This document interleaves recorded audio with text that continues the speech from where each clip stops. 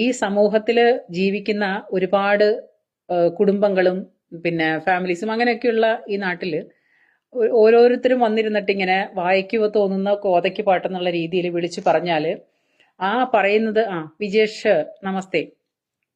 അപ്പൊ ആ പറയുന്നത് മുഴുവനും വെള്ളം തൊടാതെ വിഴുങ്ങിയിട്ട് പോലീസ് അറസ്റ്റിന്റെ രീതികളുമായിട്ട് മുന്നോട്ട് പോകുന്നു. ഈ പറയുന്ന ആൾക്കാർക്ക് ജീവനും കൊണ്ട് ഓടേണ്ട ഗതികേട് വരുന്നു. അപ്പൊ അങ്ങനെ വരുന്ന നമ്മുടെ നാട്ടില് ഈ പറയുന്ന കേസുകൾ, അതായത് ഇവര് വിളിച്ച് പറയുന്ന തോന്നിവാസങ്ങൾ എത്രത്തോളം, ഞാനത് ആദ്യം ടെലികാസ്റ്റ് ചെയ്ത അല്ലെങ്കിൽ ആദ്യം അത് കണ്ട ആ വീഡിയോയില് അത് ഐ തിങ്ക് എവിടെയാണ് ഞാനത് കണ്ടേന്ന് ഓർക്കുന്നില്ല. പക്ഷെ ഞാനത് ആദ്യമായിട്ട് കണ്ട ആ ലിങ്കിൽ ഇപ്പൊ പോകുമ്പോ ആ വീഡിയോ അവിടെ ഇല്ല. എനിക്ക് തോന്നുന്ന ബാലചന്ദ്രമേനോൻ അത് കേസ് കൊടുത്തിട്ട് അത് വീഡിയോ അവര് ഡിലീറ്റ് ചെയ്തോ അത് ഹൈഡ് ചെയ്യോ സംതിങ് അങ്ങനെ എന്തോ ചെയ്തിട്ടുണ്ട്. അപ്പൊ ഇത് ഒരു ഹാസ്യരൂപേണ ഒരു വീഡിയോ കിട്ടി സെർച്ച് ചെയ്തപ്പോൾ. അതാണ് ഞാനിപ്പോ നിങ്ങളുടെ മുന്നിൽ കാണിക്കാൻ പോകുന്നത്. അപ്പോ ഈ സ്ത്രീ പറയുന്ന രീതികളും ഈ സ്ത്രീ പറയുന്ന അവസ്ഥകളും ഒന്ന് ചിന്തിച്ചു നോക്കിക്കഴിഞ്ഞാൽ ചത്തു കിടക്കുന്ന പോത്തെണീറ്റ് ഓടും. അത്രയ്ക്കും ഭയാനകമാണ്. അത് മാത്രമല്ല, ഇതിനെ സ്ത്രീ എന്ന് പറഞ്ഞിട്ട് കൂട്ടി വിളിക്കാനായിട്ട് ലോകത്ത് നമ്മുടെ ഈ ഓൾ വേൾഡിൽ തന്നെയുള്ള എല്ലാ സ്ത്രീകൾക്കും, ഏത് സംസ്കാരത്തിൽ ജീവിക്കുന്ന സ്ത്രീകളായാലും, ഏത് തേർഡ് റൈറ്റ് പരിപാടി ചെയ്യുന്ന സ്ത്രീകളായാലും, അല്ലെങ്കിൽ ഏതൊക്കെ നിലയിൽ എത്രത്തോളം തരം താഴ്ന്ന് ജീവിക്കുന്ന സ്ത്രീകളായാലും അവരെല്ലാം ബെറ്ററാണ്. ഞാൻ നോക്കിയിട്ട് അവരെല്ലാം ബെറ്ററാണ് ഇതിനേക്കാളും. അത്രയ്ക്കും തരം താഴ്ന്ന ഒരു എന്താ പറയാ, വെറും കൂതറ എന്ന് പറഞ്ഞാല് വെറും കൂതറ. ഇതുപോലെ തരം താഴ്ന്ന മനുഷ്യന് ഇങ്ങനെ തരം താഴാൻ പറ്റുമോ? എനിക്കറിയാൻ പാടില്ല. അപ്പോ ഇവര് വന്നിരുന്ന് പറയുന്ന ഓരോരോ കാര്യങ്ങളും കേട്ട് കഴിഞ്ഞാല് അത്ഭുതം കൊണ്ട് നമ്മളെല്ലാരും കണ്ണു തള്ളി പോകുന്നു. അതുപോലത്തെ കാര്യങ്ങളാണ് പറയുന്നത്. അപ്പൊ നിങ്ങളതൊന്ന് ആദ്യത്തെ ഒരു കാര്യം ഒന്ന് കേട്ടു നോക്ക്. ഞാൻ അതിനൊരു വിശദീകരണമായിട്ട് ഞാൻ പോവാം. അങ്ങനെ മുന്നോട്ട് പോവാം നമുക്ക്. പുള്ളിക്കാരെ ഇടത്തോട്ടും കൊണ്ടിരുന്നു, ഞങ്ങളുടെ ഇടത്തോട്ട് വന്നിട്ട് സ്കെലിനായപ്പോഴത്തേക്കും പുള്ളിക്കാരന്റെ മേത്തുമാക്കി, എന്റെ മേത്തുമാക്കി.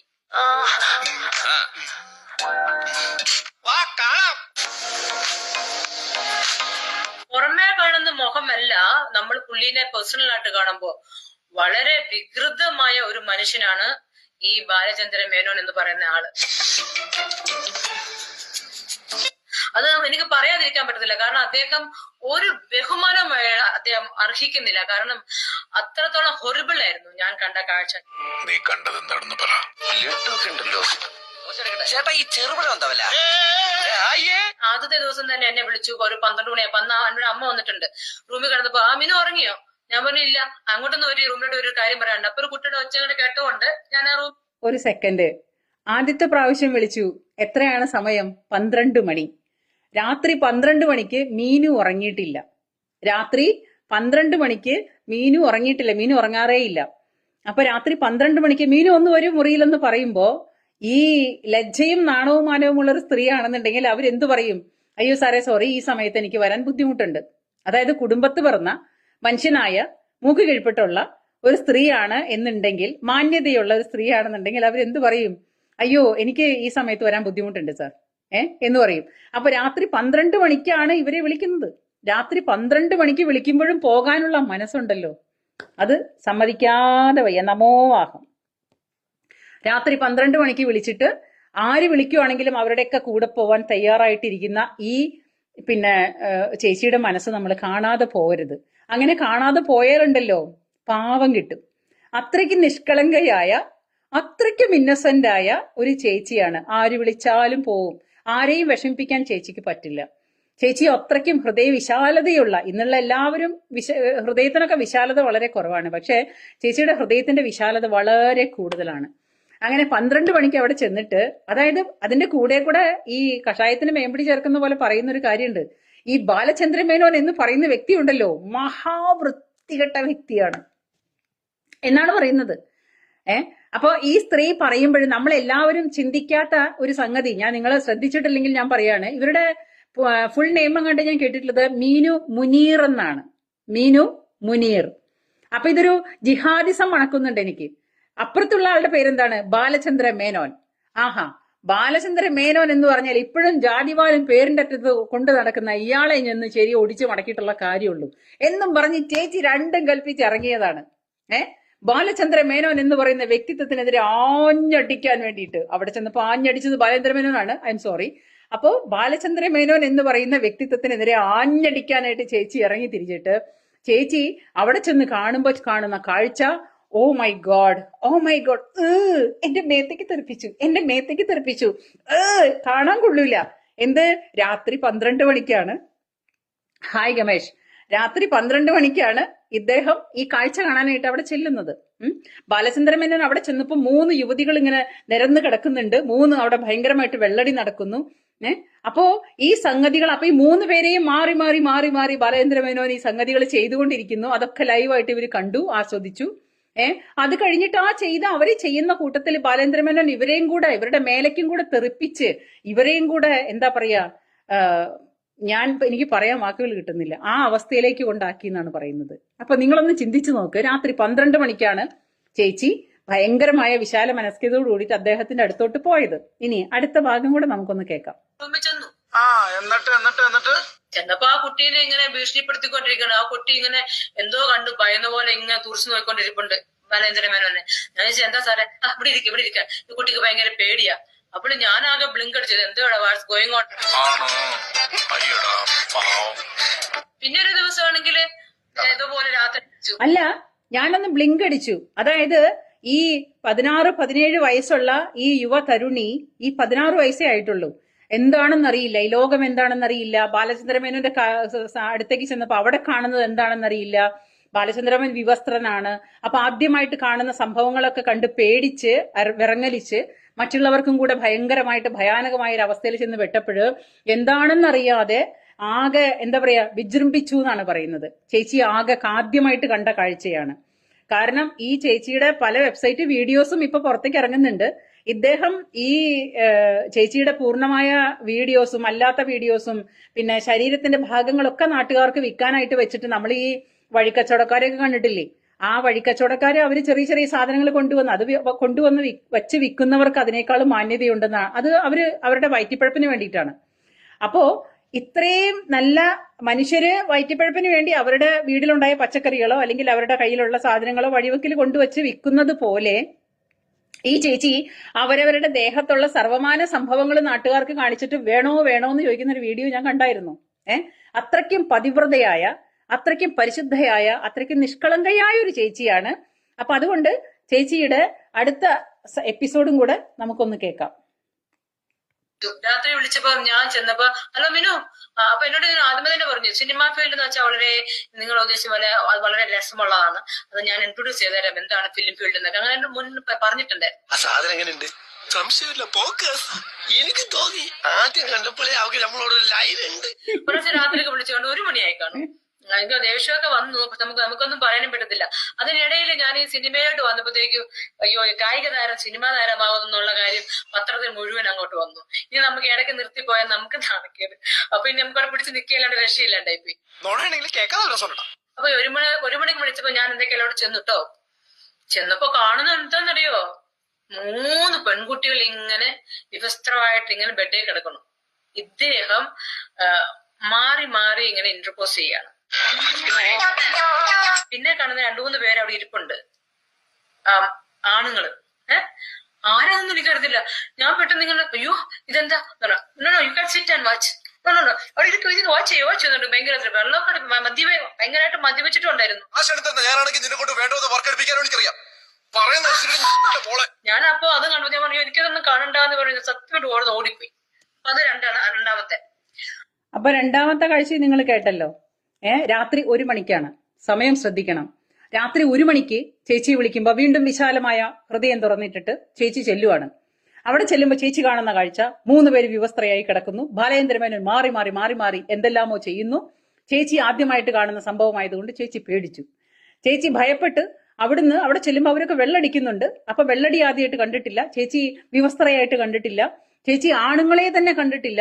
ചേച്ചി ഒരു ഋഷ്യശൃംഖിനിയാണ്, ആദ്യമായിട്ടാണ് ആണുങ്ങളെ കാണുന്നത്. അപ്പോ ചേച്ചിയുടെ കൺട്രോൾ മൊത്തം പോയി. ചേച്ചി ഭയന്ന് വിറച്ചു. ചേച്ചിയുടെ 1 മണി സമയത്ത് ചേച്ചി വിളിക്കുമ്പോഴും അവിടെ ചെന്നിട്ടാണ്, അതായത് അന്യന്റെ റൂമിലേക്ക് 1 മണിക്ക് വിളിക്കുമ്പോ നിങ്ങൾ അങ്ങോട്ട് ചെന്നിട്ടാണ് ഇതെല്ലാം കണ്ടത്. അത് തമാശ.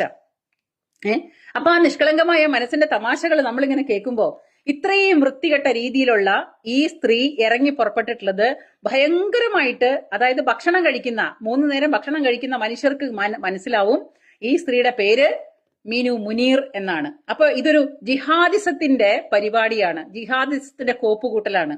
ഈ സ്ത്രീ തന്നെ പലതരത്തിലുള്ള മതങ്ങളെയും മുതലെടുപ്പ് നടത്തിയിട്ട് വേഷം കെട്ടിയിട്ട് ആ തരത്തിലും ഇവര് പരിപാടി നടത്തുന്നത് നമ്മൾ കണ്ടിട്ടുണ്ട്. ഇവരുടെ പല വീഡിയോസും ഉണ്ട്. പിന്നെ എന്താ പറയാ, പർദ്ദയെല്ലാം ഇട്ടുകൊണ്ട് മുസ്ലിം ആവും, കുറച്ചു കഴിഞ്ഞാൽ ക്രിസ്ത്യാനിയാവും, കുറച്ചു കഴിഞ്ഞാൽ ഹിന്ദു സംസ്കാരത്തിലേക്ക് വരും. അങ്ങനെ ഓരോ ദിവസത്തിലും 4, 5, 6 പ്രാവശ്യം മതം മാറി മതങ്ങൾക്കനുസരിച്ച് കോലം കെട്ടി അതിൽ നിന്നും പൈസ ഉണ്ടാക്കുന്നു. അതും പോരാതെ ശരീരഭാഗങ്ങളെല്ലാം മറ്റുള്ളവരെ പ്രദർശിപ്പിച്ച് എന്റെ കയ്യിൽ ഇത്രയും സംഭവങ്ങളുണ്ട്, ഇത്രയും വലിപ്പത്തിലുണ്ട്, ആർക്കെങ്കിലും ആവശ്യമുണ്ടോ എന്ന് പറഞ്ഞിട്ട് വഴിക്കച്ചവടക്കാരുടെ പോലെ വഴിക്കച്ചവടം നടത്തി, അതായത് ഈ ശരീരത്തിന്റെ ഭാഗങ്ങള് പ്രദർശിപ്പിച്ചിട്ട് അതിൽ നിന്നും പൈസ വരുമാനം ഉണ്ടാക്കുന്ന, അതായത് ഇന്നത്തെ മനുഷ്യരുടെ മാനസിക ഒരു എന്താ പറയാ വൈകൃതങ്ങളുണ്ട്. ചില മനുഷ്യർക്ക് ഒരു മാനസിക വൈകൃതങ്ങളുണ്ട്. കാരണം ഈ ജാതി പെണ്ണുങ്ങൾ വന്നിട്ട് എന്തെങ്കിലും ഒരു തുമ്പും തുണി മാറ്റുവാണെന്നുണ്ടെങ്കിൽ അത് തന്നെ ലോകമേ എന്നുള്ള രീതിയിൽ അതിന്റെ പുറകെ പോകുന്ന കുറെ പാവം പൊട്ടന്മാരുണ്ട്. അപ്പോ ഈ ആൾക്കാര് ഇവരെ പോലുള്ള പൊട്ടന്മാരെയാണ് ഇവർ പറ്റിക്കുന്നത്. അപ്പൊ ഇത് കാണിച്ചിട്ട് വഴിവാണിഭത്തിനിരിക്കുന്ന ഈ സ്ത്രീയാണ് പറയുന്നത്, എന്ത്, ഞാൻ ഒന്നുമേ അറിഞ്ഞിട്ടില്ല, ഞാൻ പതിവ്രതയാണ്, ഞാൻ വളരെ വിശുദ്ധയാണ്, എനിക്ക് ഒന്നും അറിയില്ല, ഞാനൊരു പാവമാണ് എന്നാണ് സ്ഥാപിക്കാനായിട്ട് ശ്രമിക്കുന്നത്. ഇനി ആ സ്ഥാപനം കഴിഞ്ഞിട്ട് ഇനി അടുത്തത് കേൾക്കാം നമുക്ക്. അത് കഴിഞ്ഞിട്ട് വിളിച്ചത് എന്നെ വേറൊരു നടി, എന്റെ അതേ പ്രായം തന്നെ ഉള്ളൊരു നടി, ഞങ്ങൾ രണ്ടുപേരും വിളിച്ചു പറഞ്ഞു, എന്റെ പൊന്നോ എന്തൊരു ഉഗ്രൻ. ഇന്ന് എനിക്ക് കാണേണ്ടത് നമ്മുടെ വയനാട് സ്റ്റൈലൊക്കെ വെച്ച് പറഞ്ഞു, നിങ്ങൾ രണ്ടുപേരും ഡ്രസ്സൊക്കെ മാറണം. ഞങ്ങൾ രണ്ടുപേരും മാറണം, എനിക്കിന്ന് നിങ്ങൾ രണ്ടുപേരും കാണണം, നിങ്ങൾ രണ്ടുപേരും വ്യവസ്ഥരായിട്ട് എനിക്കൊന്ന് കാണണം. അപ്പൊ സത്യമായിട്ടും എനിക്ക് എന്തെങ്കിലും വിവരമുണ്ടോ? ഒരു വിദ്യ പഠിക്കുന്നതിന് മുമ്പ് ഗുരുവിന് ദക്ഷിണ കൊടുക്കണം. ഞങ്ങൾ രണ്ടുപേർക്കും വയ്യാത്ത ദിവസം ഞങ്ങൾ എന്റെ പരസ്പരം നോക്കി, നോ സർ, അയ്യോ നോ നോ നോ നോ, അങ്ങനെ പുള്ളിക്കാരൻ അങ്ങ് മടുത്ത് പറഞ്ഞു രണ്ടുപേരും മാറുന്നില്ല. അപ്പൊ പുള്ളിക്കാരൻ അങ്ങോട്ടങ്ങ് വ്യവസ്ഥരായി. എന്നിട്ട് പുള്ളിക്കാരൻ അങ്ങ് മാസ്റ്റർബേഷൻ ചെയ്യാൻ തുടങ്ങി. സ്വാർത്ഥ താല്പര്യങ്ങൾക്ക് വേണ്ടി ഇവിടെ വസ്തുതകളെ വളച്ചൊടിക്കുക തുടങ്ങിയിട്ട് പുള്ളിക്കാരുടെ ഇടത്തോട്ടും കൊണ്ടിരുന്നു, ഞങ്ങളുടെ ഇടത്തോട്ട് വന്നിട്ട് സ്കെലിനായപ്പോഴത്തേക്കും പുള്ളിക്കാരന്റെ മേത്തുമാക്കി, എന്റെ മേത്തുമാക്കി. ഞങ്ങൾ രണ്ടുപേരും അറച്ച് വേറെ ചയ്യേ സത്യമായിട്ടും. എന്നിട്ട് പിന്നെ ഞങ്ങൾ രണ്ടുപേരും ബാത്റൂമിൽ പോയി അത് കഴുകിയിട്ട് ഞങ്ങൾ അങ്ങനെ പോയി. അപ്പോ അടുത്ത തമാശ എന്ന് പറഞ്ഞാല് ഇവരെ രണ്ടുപേരെയും വിളിക്കുന്നു. ഞാൻ മാത്രമല്ല, എന്റെ കൂടെ വേറൊരു നടി കൂടിയുണ്ട്. നടിയുടെ പേര് പറയുന്നില്ല. ഓക്കെ, ശരി. അപ്പൊ രണ്ടുപേരും കൂടിയിട്ട് വീണ്ടും ചെല്ലുന്നു. അതായത് 3ാമത്തെ തവണയാണെന്ന് ഓർക്കണം. ഒരു തവണ നിങ്ങൾ പോയി പെട്ടു, 2ാമത്തെ തവണയും നിങ്ങൾ പോയി പെട്ടു, 3ാമത്തെ തവണയും നിങ്ങൾ പോയി പെടാൻ പോയപ്പോൾ അവിടെ ചെല്ലുമ്പം അവിടെ വേറെ ആരും ഉണ്ടായിരുന്നില്ല, ഇദ്ദേഹം മാത്രമേ ഉണ്ടായിരുന്നുള്ളൂ. അദ്ദേഹം എന്താ പറയുന്നത്, ഇന്ന് എനിക്ക് മീനുവിനെ വിവസ്ത്രയായിട്ട് കാണണം. ഈശ്വര, വിവസ്ത്രയായി കാണാൻ മാത്രം ഇത്രയും ദാരിദ്ര്യം ആർക്കിരിക്കുന്നു? എനിക്ക് മനസ്സിലാവുന്നില്ല. ഈ വഴിവാണിഭ കച്ചവടത്തില് വഴിയിൽ വെച്ച് വിൽക്കുന്ന ഈ വഴിവാണിഭത്തിന് വെച്ചിട്ടുള്ള ഈ സംഭവം എന്താ പറയാ, യുവതിയുടെ ദേഹത്തെ ഒരു ഭാഗങ്ങളും നമ്മൾ കാണാൻ ഇനി ബാക്കിയില്ല. അപ്പൊ ഇത്രയും പബ്ലിക്കായിട്ട് ഈ സംഗതി വഴിവെക്കില് കച്ചവടം വയ്ക്കാൻ ഇരിക്കുന്ന ഇവളെ തുണിയില്ലാതെ കാണണമെന്ന് അദ്ദേഹം പറയുമ്പോ അദ്ദേഹത്തിന് അത്രത്തോളം ഗതികേട് വന്നിട്ടുണ്ടോ? നമ്മള് സമൂഹത്തിൽ നമ്മൾ ഓരോരോ വ്യക്തികളെ കാണുന്നു, അവരെ വിലയിരുത്തുന്നു. നമ്മളെല്ലാവരും നമ്മുടെ മനസ്സിൽ വിലയിരുത്തിയിട്ടുള്ള ഒരു സ്ഥാനമുണ്ട് നമ്മുടെ ബാലചന്ദ്ര മേനോൻ എന്ന് പറയുന്ന വ്യക്തിക്ക്. ആ വിലയിരുത്തിയിട്ടുള്ള ആ വ്യക്തിത്വങ്ങളൊന്നും ആരെന്തു വന്ന് കിടന്ന് എങ്ങനെ തുള്ളിയാലും ആ വ്യക്തിത്വങ്ങളൊന്നും വീണുടയാൻ പോകുന്നില്ല. അതൊക്കെ നമ്മുടെ മനസ്സിൽ അതുപോലെ തന്നെ നല്ല എന്താ പറയാ പരിശുദ്ധമായി, അല്ലെങ്കിൽ അത്രയും നല്ല രീതിയിൽ നമ്മൾ എടുത്തു വെച്ച കുറെ വിഗ്രഹങ്ങളാണ് നമ്മുടെ മനസ്സിൽ. ആ വിഗ്രഹങ്ങളൊന്നും എറിഞ്ഞുടയാനൊന്നും പോകുന്നില്ല ഇവരാരും വന്നിട്ട് പറഞ്ഞിട്ട്. അത് മാത്രമല്ല, ഈ നട്ടപ്പാതിരയ്ക്ക് റൂമിലോട്ട് വിളിച്ചിട്ട് ഇദ്ദേഹം ഇവരോട് വിവസ്ത്രയാകാൻ പറഞ്ഞു. ഇവര് വിവസ്ത്രയായില്ല, അവർക്ക് നാണം വന്നേ, നാണമാകുന്നു എന്ന് പറഞ്ഞിട്ട് അവർക്ക് നാണം വന്നു. നാണം വന്നപ്പം അവര് തുണി അഴിച്ചില്ല, പകരം അദ്ദേഹം തുണി അഴിക്കുന്നു. അതായത് ബാലചന്ദ്ര മേനോൻ തുണി അഴിക്കുന്നു. അദ്ദേഹം അങ്ങ് പരിപാടി ആരംഭിച്ചു. അത് കഴിഞ്ഞിട്ട് അത് മുഴുവനും കഴിയുന്നത് വരെ നോക്കിയിരിക്കാനായിട്ട് ഇവർക്ക് തോന്നിയ ഒരു മനസ്സുണ്ടല്ലോ. ഒരു പുരുഷൻ സ്വയംഭോഗം ചെയ്യുമ്പോ അത് കഴിയുന്നത് വരെ നോക്കിയിരിക്കാൻ തോന്നിയ മനസ്സുണ്ടല്ലോ. ഞാൻ നമിക്കുന്നു ചേച്ചി, നമിക്കുന്നു. നിങ്ങളെ നമിച്ചില്ലെങ്കിൽ, നിങ്ങളെ ഞാൻ പറയുകയാണെങ്കിൽ നിങ്ങളുടെ ഒരു അമ്പലം പണിതിട്ട് അമ്പലത്തിൽ നിങ്ങളെ കൊണ്ടുപോയിട്ട് കുടിയിരുത്തണം. അത്രയ്ക്കും പുണ്യവതിയാണ് നിങ്ങൾ. ഓ മൈ ഗോഡ്, ഞാൻ നിങ്ങളെ നമിക്കുന്നു. അപ്പോ അദ്ദേഹത്തിന്റെ സ്വയംഭോഗം കഴിയുന്നവരെ ഇത് കാത്തിരുന്നിട്ട് അത് തെറിക്കുന്നവരെ ചേച്ചി വെയിറ്റ് ചെയ്തു. രണ്ടുപേരുടെ മേലേക്കും തെറിച്ചു. അതിന് മാത്രം സ്റ്റോക്ക് ഉണ്ടായിരുന്നു. അത് തെറിച്ചു. അവരുടെ സാരിയിലും തുണിയിലും, സാരിയാണോ തുണി ഉണ്ടായിരുന്നു, അത് എനിക്കറിയാൻ പാടില്ല. അത് മുഴുവനും ദേഹത്ത് മുഴുവൻ തെറിച്ചു. പോയിട്ട് കഴുകിക്കളഞ്ഞു അറപ്പോടുകൂടി. കാരണം മീനു ചേച്ചി ഇതുവരെ അതൊന്നും കണ്ടിട്ടില്ല. ആദ്യത്തെ അനുഭവമാണ്. മനസ്സിലായല്ലോ? ഇനി അടുത്ത നാടകം. എന്നോട് ക്ഷമിക്കുമെന്ന് പറഞ്ഞാൽ എന്റെ ഭാഗം ക്ലീൻ. ലാസ്റ്റ് ഡേ പറഞ്ഞു മിനുന്റെ ഷൂട്ടിംഗ് കഴിഞ്ഞെന്ന് പറഞ്ഞു. ഞാൻ ഇവിടെ നിന്ന് ടിക്കറ്റ് ബുക്ക് ചെയ്തു. 7 മണിക്കെങ്ങാണ്ട് ട്രെയിൻ ആയിരുന്നു. അപ്പൊ എന്നോട് പറഞ്ഞു മിനു ഒന്ന് പോവാണ്. ഞാൻ പറഞ്ഞത് ഞാൻ ടിക്കറ്റ് ഒക്കെ ബുക്ക് ചെയ്യാം, ഞാൻ പോവാന്ന് പറഞ്ഞു. ഇല്ല, ഇന്ന് മിനു പ്രൊഡ്യൂസറിനെ ഒന്ന് കണ്ടിട്ട് പോകണം, റൂം നമ്പർ ഇതാന്ന് പറഞ്ഞു. അപ്പൊ ഞാനിങ്ങനെ മനസ്സിൽ പറഞ്ഞു പിന്നെ എന്റെ വട്ടി പോകും ഇതിൽ ഞാൻ അങ്ങോട്ടും ഓടി. ജീവൻ പോയാലും പിന്നെ എന്തായാലും എന്ത് തന്നെ സംഭവിച്ചാലും ഞാൻ പുറത്ത് പറയില്ല. പ്രൊഡ്യൂസർ എന്ന് പറഞ്ഞു. അത് പ്രൊഡ്യൂസർ ആരായിരുന്നു എനിക്കിപ്പോഴും അറിയത്തില്ല. അദ്ദേഹം കൊണ്ട് നോക്കിയിട്ട് പ്രൊഡ്യൂസർ ആയിരുന്നു. ഞാൻ പോയി തിരിച്ചു. അതെല്ലാം പോയി കഴിഞ്ഞ സിനിമ വന്നപ്പോ ഉണ്ടല്ലോ, ഞാൻ ഗ്രൂപ്പിലേക്കേ ഉള്ളു. 30 ദിവസം അഭിനയിച്ച എന്റെ ഒന്നുമില്ല. ഞാൻ ജയസൂര്യായിട്ട് കോമ്പിനേഷൻ ഉണ്ടായിരുന്നു. ആരാണ്ടൊക്കെ ഭയങ്കര ഡയലോഗൊക്കെ ഉണ്ടായിരുന്നു. അതൊന്നും കാണാനില്ല. മനസ്സിലായി. അപ്പൊ അതിന്റെ ഏനക്കേടായിരുന്നല്ലേ? എന്നെ കംപ്ലീറ്റ് കട്ട് ചെയ്ത് ആദ്യത്തെ സിനിമയിൽ തന്നെ. അപ്പോ ഈ സിനിമയിൽ അഭിനയിക്കണം എന്ന മോഹവുമായിട്ട് ചെന്ന് കയറി കൊടുത്തത് ഒരു പുലിയുടെ മടയിലാണെന്നോ സിംഹത്തിന്റെ മടയിലാണെന്നോ അങ്ങനെ എന്തൊക്കെയോ കേൾക്കുന്നു. അത് സത്യമായിരിക്കാം. പക്ഷെ അവിടെ ചെന്ന് കഴിഞ്ഞപ്പം ഒത്തില്ല. വിചാരിച്ച പോലെ, മീനു മുനീർ വിചാരിച്ച പോലെ അവിടെ കാര്യങ്ങളൊന്നും ഒത്തില്ല. അപ്പൊ അതിന്റെ ഫ്രസ്ട്രേഷൻ, എന്നെ വേണ്ട വിധേന അഭിനയിപ്പിച്ച് എന്റെ ഡയലോഗ് എല്ലാം കട്ട് ചെയ്ത് എന്നെ അങ്ങ് പിന്നെ ഒന്നുമല്ലാത്തവളാക്കി മാറ്റിക്കഴിഞ്ഞപ്പം ഈ പറയുന്ന ബാലചന്ദ്ര മേനോ നിങ്ങൾക്ക് ഞാൻ വെച്ചിട്ടുണ്ട്. നിങ്ങളെ ഞാൻ പീഡനത്തിനകത്താക്കും. കാരണം സ്ത്രീയുടെ കയ്യിലുള്ള ഏറ്റവും വലിയ ഒരു ആയുധം എന്ന് പറഞ്ഞാൽ പീഡനമാണല്ലോ. യവനെന്നെ പീഡിപ്പിച്ചു, അല്ലെങ്കിൽ അപ്പുറത്തുള്ളവൻ പീഡിപ്പിച്ചു, റോട്ടിൽ കൂടെ പോകുന്ന പട്ടിയടക്കം പീഡിപ്പിച്ചു എന്ന് പറഞ്ഞു കഴിഞ്ഞാൽ അതിന് കേസെടുക്കുകയും പിന്നെ തെളിവെടുപ്പിന് കൊണ്ടുപോവുകയും മാത്രമേ പറ്റത്തുള്ളൂ നമ്മുടെ കേരള പോലീസിന്. അപ്പോ ഒരു കോമൺ സെൻസ് ഒക്കെ ആവാം, പോലീസിനും ഒരു കോമൺ സെൻസ് ഒക്കെ ആവാം. കാരണം ആര് വന്ന് പറയുന്നു ഏത് അവസ്ഥയിൽ. കാരണം പീഡനം എന്ന് പറഞ്ഞാല് ഢക്ക് വിഡ്ഢി എന്നുള്ളതിന്റെ പീഡനം. ഈ പീഡനം നടന്നു കഴിഞ്ഞാല് പീഡനത്തിന്റെ ആ വാക്കിന്റെ അർത്ഥം പോലെ തന്നെ ഒരു മനുഷ്യനെ പീഡിപ്പിച്ചു കഴിഞ്ഞാൽ അവരുടെ ദേഹത്ത് മുറിവുകളോ അവരുടെ പിന്നെ സമ്മതം ഇല്ലാണ്ടാവുമ്പം അവരുടെ വസ്ത്രം വലിച്ചു കീറേണ്ടി വരും. അല്ലെങ്കിൽ അങ്ങനെ പലതരത്തിലുള്ള ബലപ്രയോഗങ്ങളും നടന്നിട്ടുണ്ടാവും. ഈ ബലപ്രയോഗങ്ങൾ എന്നാൽ അതിന് പീഡനം എന്ന് പറയാം. നമ്മുടെ സമ്മതമില്ലാതെ നമ്മുടെ വസ്ത്രങ്ങൾ വലിച്ചു കീറി നമ്മുടെ അനുവാദമില്ലാതെ നമുക്ക് ചെറുത്തു നിൽക്കാൻ ചിലപ്പോൾ പറ്റിയെന്ന് വരില്ല. സ്ത്രീകളാണ്, പുരുഷനേക്കാളും ശക്തി കുറഞ്ഞവള് തന്നെയാണ് സ്ത്രീ. അത് സമ്മതിക്കാതെ ഒന്നും നിവൃത്തിയില്ല. അപ്പൊ അങ്ങനെ വരുന്നൊരു സമയത്ത് ഈ കീഴ്പ്പെടുത്തുമ്പോൾ സംഭവിക്കുന്ന ദേഹത്ത് പറ്റുന്ന മുറിവുകള്, ദേഹത്ത് പറ്റുന്ന പലതരത്തിലുള്ള അക്രമങ്ങള്, ഇതെല്ലാം കൂടെ കൂട്ടിച്ചേർത്തിട്ട് അതിന് അങ്ങനെയൊക്കെ ഉള്ളതാണെങ്കിൽ അതിനൊക്കെ കൂട്ടിച്ചേർത്തിട്ട് പീഡനം എന്ന് പറയാം.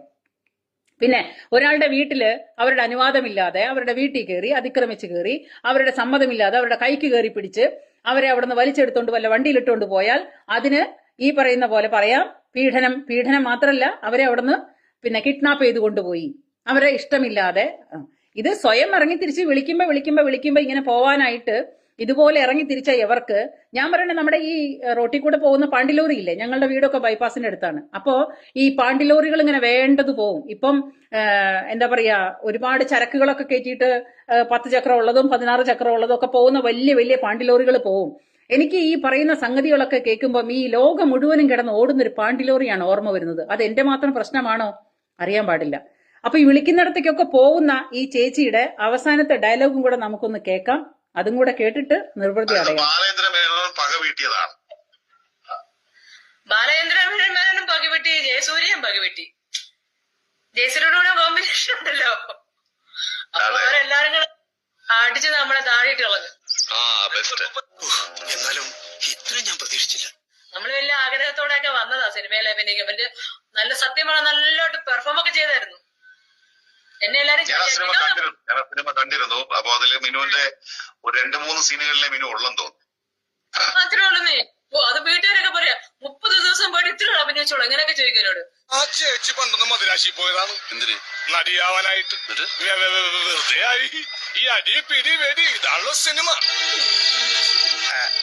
ജനസംസാരം അങ്ങനെ റൂമിലേക്ക് പോകണമെന്ന് ബാലേന്ദ്ര മേനോൻ നേരിട്ടാണ് മിനുവിനോട് പറയുന്നത്.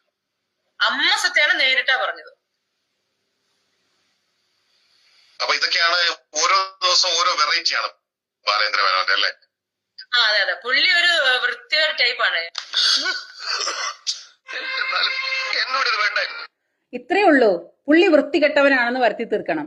ഈ ബാലചന്ദ്ര മേനോൻ വൃത്തികെട്ടവനാണെന്ന് വരുത്തി തീർക്കാൻ ഇറങ്ങി തിരിച്ച ചേച്ചി സ്വയം വൃത്തികെട്ട്, അതായത് പബ്ലിക് റോട്ടിൽ ഇറങ്ങി നിന്നിട്ട് ചേച്ചി സ്വയം ഓരോരോ തുണികൾ വലിച്ച് ഊരി എറിഞ്ഞ് എല്ലാം തുണികളും അഴിച്ചെറിഞ്ഞ് വിവസ്ത്രയായി നൂല് വസ്ത്രമില്ലാതെ പെരുവഴിയിൽ കൂടെ ഓടുമായിരുന്നു ഈ ചേച്ചിക്ക് ഏറ്റവും നല്ല പരിപാടി.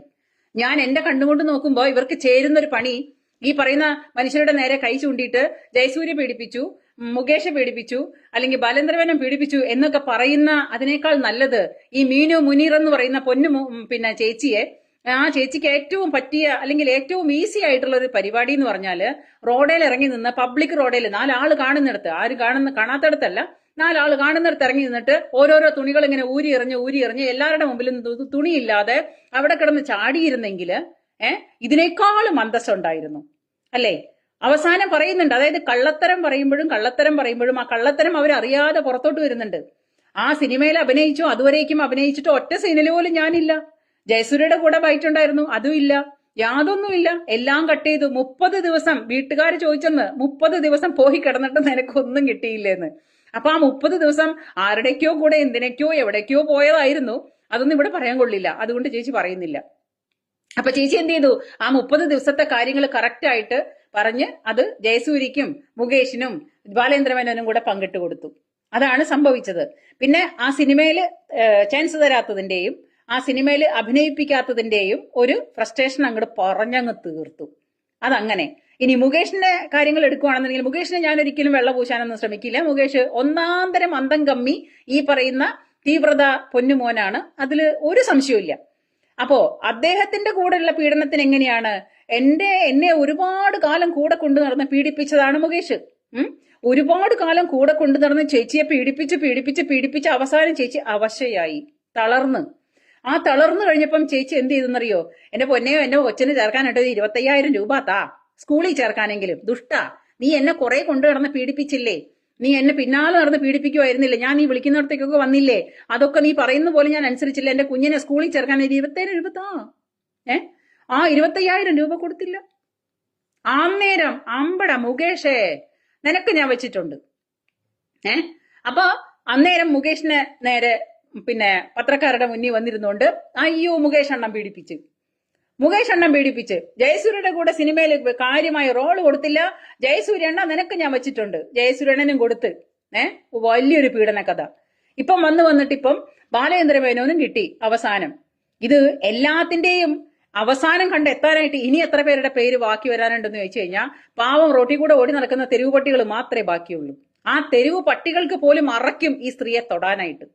ആ തെരുവ് പട്ടികൾ പോലും ഈ സ്ത്രീയെ കണ്ടാൽ അവരെ ജീവനം കൊണ്ട് ഓടും.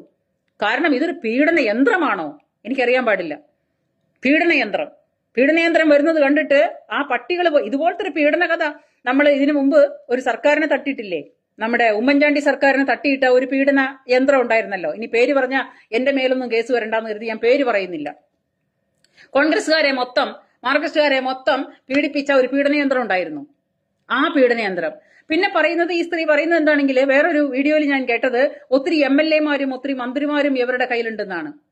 ഇത്രയും MLA-മാരും മന്ത്രിമാരൊക്കെ ഇവരുടെ ലിസ്റ്റിൽ ഉണ്ടെന്നുണ്ടെങ്കിൽ അവരും ഒന്ന് കരുതിയിരുന്നോട്ടെ, അടുത്ത എപ്പിസോഡ് ഇറങ്ങാനായിട്ട് ചാൻസ് ഉണ്ട്. എന്റെ പൊന്ന് പുരുഷ കേസരികളെ, ഞാൻ നിങ്ങളോട് ഒരുപാട് കൈകൂപ്പിക്കൊണ്ട് ഞാൻ ചോദിക്കുകയാണ്, നിങ്ങൾക്കൊക്കെ എന്ത് കാര്യമുണ്ട് ഈ ജാതി എണ്ണങ്ങളെ നോക്കാഞ്ഞിട്ട്? എത്രത്തോളം വൃത്തികെട്ട രീതിയിലാണ് ഇത് വന്നിരുന്നിട്ട് ഇങ്ങനെ പറയുന്നത്. അത് കഴിഞ്ഞിട്ട് അവസാനം പറയാൻ പറ്റാത്ത, എനിക്ക് മനസ്സിന് ഭയങ്കരമായിട്ടൊരു വിഷമം തോന്നിയ സംഗതി എന്ന് പറഞ്ഞാല്, നമ്മുടെ കലാഭവൻ മണി അദ്ദേഹം മരിച്ചുപോയതാണ്.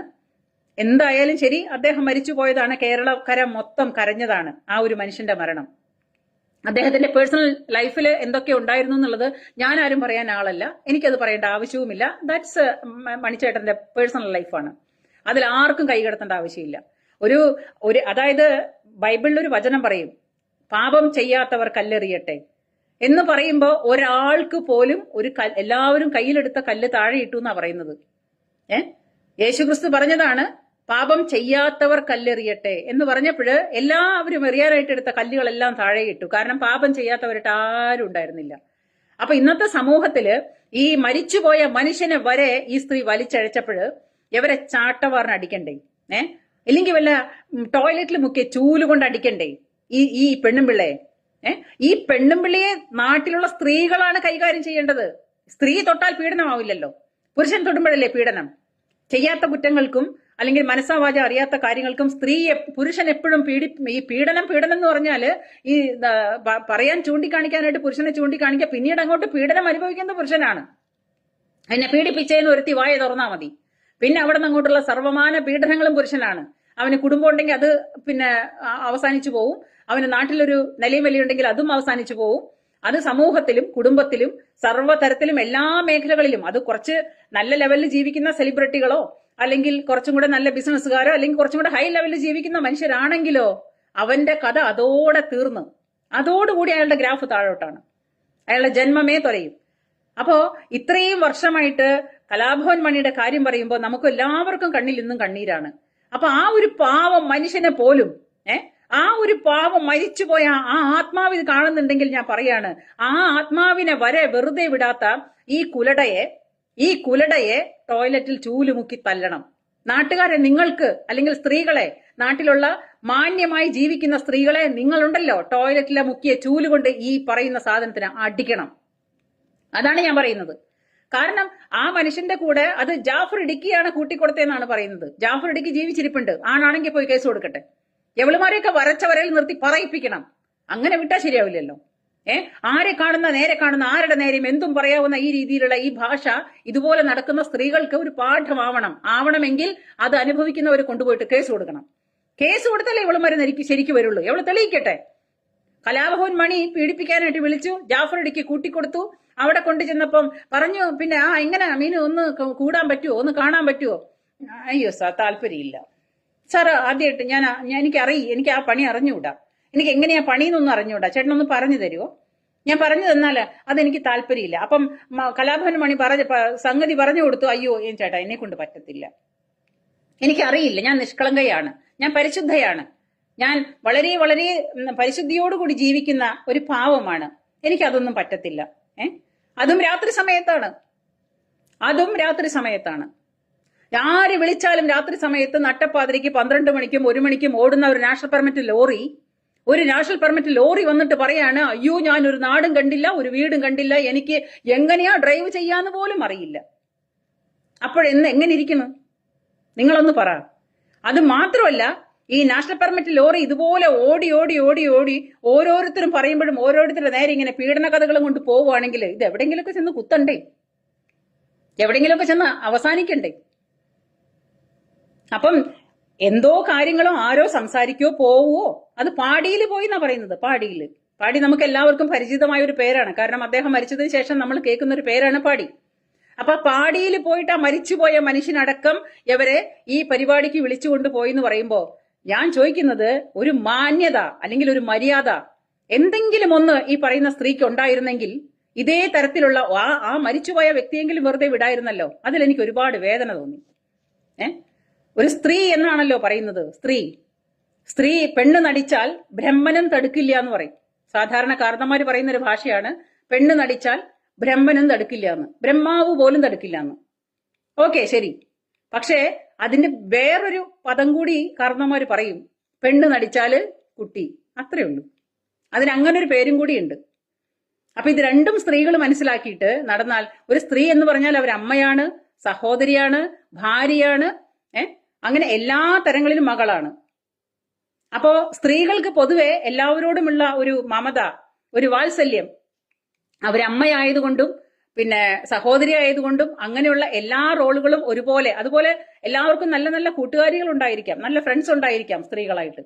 അപ്പൊ അത്രയും നല്ല ഒരു മമതയും വാത്സല്യവും എല്ലാം ഉള്ള ഒരു അവസ്ഥയാണ് സ്ത്രീക്ക്. ആ സ്ത്രീ എന്ന് പറയുന്ന സ്ത്രീകൾക്ക് മൊത്തം നാണക്കേടുണ്ടാക്കി, കേരളത്തിലെയല്ല ഇൻ ദ വേൾഡ് മൊത്തം സ്ത്രീകൾക്ക് നാണക്കേടുണ്ടാക്കിയിട്ട് വന്നിരുന്നിട്ട് ഇങ്ങനെ പുലഭ്യം പറയുന്ന ഈ സ്ത്രീ ഈ പറയുന്ന കാര്യങ്ങളൊക്കെ കേട്ടാൽ വേശ്യായുടെ ചരിത്ര പ്രസംഗം പോലെ അതിനേക്കാൾ തറയായി ഇനി ഈ സ്ത്രീ തരം താഴാനൊന്നുമില്ല. അപ്പൊ ഈ തരം താഴലിന്റെ അവസാനം ഇത്രയേ ഉള്ളൂ. മീനു മുനീർ ആണ് പേര്, ഫുൾ നെയിം. അതൊന്ന് ശ്രദ്ധിക്കുക. അത് ബാലചന്ദ്ര മേനോൻ സാറിനോടും എനിക്ക് അതേ പറയാനുള്ളൂ. ഇതൊരു ജിഹാദിസം തന്നെയാണ്. അതായത് ബാലചന്ദ്ര മേനോൻ എന്ന് പറയുന്ന ആ മേനോനോടുള്ള ഒരു പർദ്ദ, ആ ഒരു സഹിക്കാൻ പറ്റായ്മ, അൺസഹിക്കബിൾ മൈൻഡാണിത്. അപ്പൊ അതിനെതിരെ കാണിക്കുന്ന വൃത്തികെട്ട രീതിയിലുള്ള ഒരുതരം സ്വഭാവ വൈകൃതങ്ങളാണ് ഈ കാണിക്കുന്നത് ഈ സ്ത്രീ. സത്യമായിട്ടുള്ള കാര്യങ്ങൾ അങ്ങനെയാണ് എനിക്ക് തോന്നിയിട്ടുള്ളത്. നിങ്ങൾക്കും അങ്ങനെ തന്നെയാണെന്ന് വിശ്വസിക്കുന്നു. അപ്പൊ എന്തായാലും ഇന്നത്തെ എപ്പിസോഡ് ഇതുപോലുള്ള സ്ത്രീകളെ, സമൂഹത്തിലെ സ്ത്രീകള്, സമൂഹത്തിൽ മാന്യമായിട്ട് ജീവിക്കുന്ന പാവം സ്ത്രീകളെ നിങ്ങൾ ഇവരെ മാന്യമായിട്ട് കൈകാര്യം ചെയ്യണം. അല്ലാണ്ട് പോലീസും കോടതിയൊന്നും ഒരു കാര്യവുമില്ല. ഇതെവിടെ എത്താനും പോകുന്നില്ല. കാരണം സിദ്ദിഖ് എന്ന് പറയുന്ന വ്യക്തിക്കും ബാലേന്ദ്രമേനോൻ എന്ന് പറയുന്ന വ്യക്തികൾക്കും ഒരുപാട് പൈസയുണ്ട്. അവർക്ക് ഏത് നിലയിൽ വരെ പോവാനും ഏത് തരത്തിൽ വേണമെങ്കിൽ വക്കീലുകളെ വെക്കാനും പൈസ ചെലവാക്കാനും അവർക്കുണ്ട്. അവർ സെലിബ്രിറ്റികളാണ്, അവർ കഴിവുള്ളവരാണ്. പക്ഷെ സാധാരണക്കാരനായ പാവം പുരുഷന്മാര് ഏതൊരു സ്ത്രീ വന്ന് പറഞ്ഞാലും പീഡിപ്പിച്ചു എന്ന് പറഞ്ഞാൽ അതിന് രണ്ടാമതൊരു വഴി നോക്കാതെ അറസ്റ്റ് ചെയ്ത് അവരെ ലോക്കപ്പിലിട്ട് അവരുടെ ജീവിതം പോയി, കുടുംബജീവിതം പോയി, നാട്ടിൽ മുഴുവൻ അപമാനമായി, അങ്ങനെയൊക്കെ സംഭവിക്കുന്ന ഒരുപാട് കേസുകൾ ഇന്ന് റിപ്പോർട്ട് ചെയ്യുന്നുണ്ട്. ഈ തരത്തിൽ വർഷങ്ങളായിട്ട്, അതായത് ഒരു സ്ത്രീയുടെ അനുവാദമില്ലാതെ പീഡിപ്പിച്ചാൽ ആ പീഡനത്തിന്റെ എല്ലാ തരത്തിലുള്ള മാർക്കുകളും അവരുടെ ശരീരത്തിൽ കാണാം. അതാണ് പീഡനം. അപ്പൊ അതില്ലാതെ ഒരു സ്ത്രീയുടെ അനുവാദത്തോട് കൂടിയിട്ട് ഒരുപാട് വർഷം പുരുഷന്റെ കൂടെ കിടന്നിട്ട് എല്ലാ സുഖങ്ങളും രണ്ടുപേരും ഈക്വലായിട്ട് അനുഭവിച്ചിട്ട് അവസാനം വന്നിട്ട് എന്നെ പീഡിപ്പിച്ചേ ചാടിപ്പിച്ചേ എന്ന് പറഞ്ഞു വരുന്ന സ്ത്രീകളെ നാട്ടിലുള്ള സ്ത്രീകളാണ് കൈകാര്യം ചെയ്യേണ്ടത്. ഇവിടെ നിയമം പോലീസും കോടതിക്കും വിട്ടുകൊടുത്തിട്ട് കാര്യമില്ല. കാരണം അവർക്ക് ഒരുപാട് കെട്ടുപാടുകളുണ്ട്, അവർക്ക് ഒരുപാട് പരിമിതികളുണ്ട്. അപ്പൊ ആ പരിമിതികൾ നിന്നുകൊണ്ടേ നിയമങ്ങളാണെന്ന് പറഞ്ഞിട്ട് നിയമങ്ങൾക്കനുസരിച്ച് കാര്യങ്ങൾ പ്രവർത്തിപ്പിക്കാൻ പറ്റുള്ളൂ. അപ്പൊ ഇതുപോലെ ഇറങ്ങിത്തിരിക്കുന്ന വർഷങ്ങളോളം കൊണ്ടു നടന്നിട്ട് കൂടെ നടന്ന് സുഖിച്ച് അയാളുടെ കയ്യിൽ നിന്നെല്ലാം ഊറ്റി വാങ്ങി അയാളെ കരിമ്പിൻ ചണ്ടി പോലെ വലിച്ചെറിഞ്ഞ് ഇതൊക്കെ കഴിഞ്ഞ് അവസാനം പിന്നെ പോലീസിൽ കേസും കൊണ്ടുപോകുന്ന പെണ്ണുങ്ങള് ഒന്നറിയേണ്ടതാണ്. ഈ പറയുന്ന സ്ത്രീകൾ, ഇതുപോലുള്ള സ്ത്രീകൾ വന്ന് പറയുമ്പോൾ പോലീസ് ഏമാന്മാരും ഒന്ന് ശ്രദ്ധിക്കേണ്ടതാണ്, ചിന്തിക്കേണ്ടതാണ്. ഒരു കോമൺ സെൻസ് അമ്മ, പെങ്ങന്മാര്, ഭാര്യ എല്ലാവർക്കും ഈ പറയുന്ന പോലീസുകാർക്കുണ്ടല്ലോ. അപ്പോ ഒരുപാട് കുടുംബങ്ങളാണ് തകരുന്നത്. ഒരുപാട് കേസുകളായി ഇതുപോലെ റിപ്പോർട്ട് ചെയ്യുന്നു. അല്ലെങ്കിൽ പിന്നെ സർക്കാർ ഈ പറയുന്ന നിയമത്തിൽ എന്തെങ്കിലും ഒരു ഭേദഗതി വരുത്തണം. സർക്കാർ ഈ വക നിയമങ്ങളില് എന്തെങ്കിലും ഒരു ഭേദഗതി വരുത്തണം. കുട്ടികളെയും സ്ത്രീകളെയും സംരക്ഷിക്കാൻ ഉണ്ടാക്കിയ നിയമത്തില് അത് തെറ്റ് ചെയ്യാത്തവരാണെങ്കിൽ, അല്ലെങ്കിൽ ഇവരുടെ സമ്മതപ്രകാരം, ഉഭയസമ്മതപ്രകാരം നടത്തിയ തെറ്റാണെങ്കിൽ അത് കണ്ടുപിടിക്കണം, എന്നിട്ടേ കേസെടുക്കാവുള്ളൂ. അല്ലാതെ ഈ പറയുന്ന കാള പറ്റൂ എന്ന് പറയുമ്പോ കയറും കൊണ്ട് നടക്കുന്ന പോലീസിന്റെ ഈ പരിപാടി പോലീസ് നിർത്തിവെക്കണം. എന്റെ അപേക്ഷയാണ്. അല്ലെങ്കിൽ സർക്കാർ ഈ നിയമത്തിൽ കാര്യമായിട്ടൊരു മാറ്റം വരുത്തണം. അതല്ലെങ്കിൽ ഈ നാട്ടിലെ എല്ലാ പുരുഷന്മാരും പീഡകരായിട്ട് നാളെ മാറും. എല്ലാ പുരുഷന്മാരും പീഡകരായിട്ട് മാറും. ഞാൻ ബാലചന്ദ്രൻ മേനോനൊപ്പമാണ്, ഞാൻ ജയസൂര്യക്കൊപ്പമാണ്. എന്റെ നിലപാട് അതാണ്. ഞാൻ അതായത് ഒരു സ്ത്രീയുടെ സമ്മതത്തോടു കൂടിയിട്ടല്ലാതെ, അതായത് ഒരു സ്ത്രീയുടെ സമ്മതത്തോടു കൂടിയിട്ടല്ലാതെ നടത്തിയ ഒരു തരത്തിലുള്ള കാര്യങ്ങൾക്കും ഞാൻ സപ്പോർട്ടീവ് അല്ല. അത് തെറ്റ് തന്നെയാണ്. അല്ലാത്ത ഒരു കാര്യങ്ങളും എനിക്ക് സമ്മതിക്കാൻ പറ്റില്ല. ഞാൻ ഇക്കാര്യത്തിൽ പുരുഷന്മാർക്കൊപ്പമാണ്. ഇതാണ് എന്റെ നിലപാട്. അപ്പോ ഇത്രയും നേരം എന്നെ കേട്ട എല്ലാവർക്കും എന്റെ നമസ്തേ. ജയ് ഹിന്ദ്.